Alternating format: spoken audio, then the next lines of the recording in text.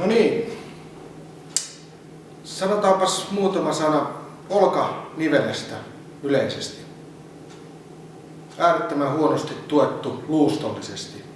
Eli käytännössä olkanivel laajojen liikeratojensa takia on kiinni vain pehmytkudoksilla.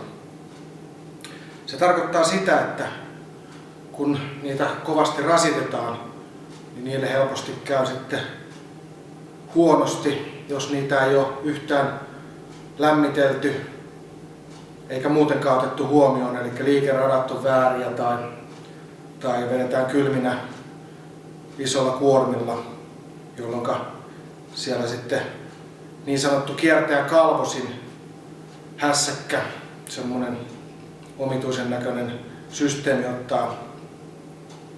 ottaa itteensä, ja käytännössä pääsääntöisesti yleensä näissä näitä asioita aletaan miettiä siinä vaiheessa, kun ne on hajalla. Eli olkapää on kipeä, se naksuu, se paukkuu, se lonksuu, tai sitten siihen tulee isoja liikerajoituksia, se ei nouse enää oikein mihinkään, tai muita tällaisia ikäviä seikkoja.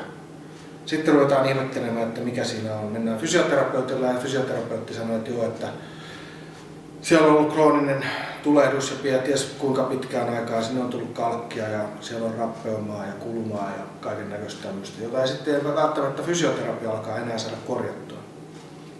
Jotta ei jouduttaisi siihen tilanteeseen, mihin minäkin olen joutunut, niin sitä voitaisiin ehkäistä ihan tämmöisillä yksinkertaisilla esivalmistelevilla jutuilla.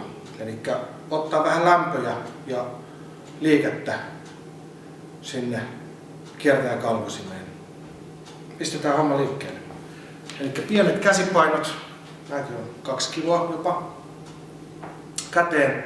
Aloitetaan homma sillä, että lähdetään tekemään tämmöisiä hassunäköisiä levityksiä. Näitä tehdään 20-25. 20 on aika hyvä. Noin 16, 17, 18, 19, 20. Tämän jälkeen voitaisiin ottaa tuosta suorat käsin nosto ylös. Siellä punnerus ja hitaasti jarruttamalla alas. Lämpöä ja liikettä sinne olkaniveliin.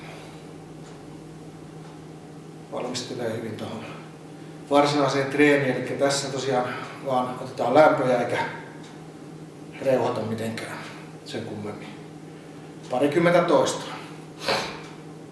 Tämän jälkeen tehdään vähän, leikitään 90 asteen kulmilla, eli tehdään tohon 90 astetta, tehdään tohon 90 astetta ja mitä nämä nyt sitten olisi, tämmöisiä ihmeellisiä kääntöjä.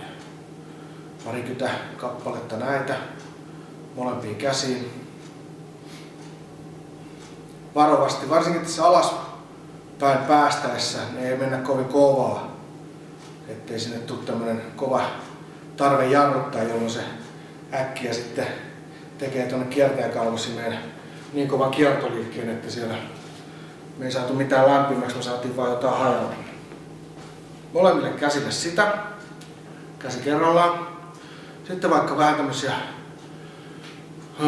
valmistelevia vipareita, 20 kappaletta. Heitellään niitä käsiä tuolla vaan, että saadaan vähän lämpöä sinne.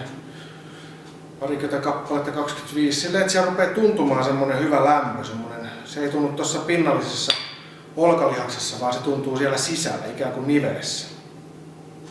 Jonka jälkeen sitten vielä molemmilla käsillä näitä levityksiä niin kauan, että siellä tuntuu semmoinen hyvä lämpö. Joskus se tulee jo 15, riippuen vähän edellisten päivien treeneistä ja vaikka mistä. Mutta että semmoinen, että siellä tuntuu semmoinen hyvä lämpö, että se olkanivel on lämmin sieltä. Tai kiertäjäkalvosin pehmytkudos hässäkkä on kunnolla lämmin. Sitten kun nämä on lämmennyt kunnolla, niin sitten vähän pyöritellään sieltä maitohappoja pois ja vähän venytellään ja saadaan se kunnolla se koko olkapääalue sieltä semmoiseen valmiuteen liikeradaltaan notkeeksi, että pystytään vetämään hyvä täysvaltainen treeni siihen päälle. Kiitoksia tästä. Videota ei editoida, koska en osannut käyttää koko editoria.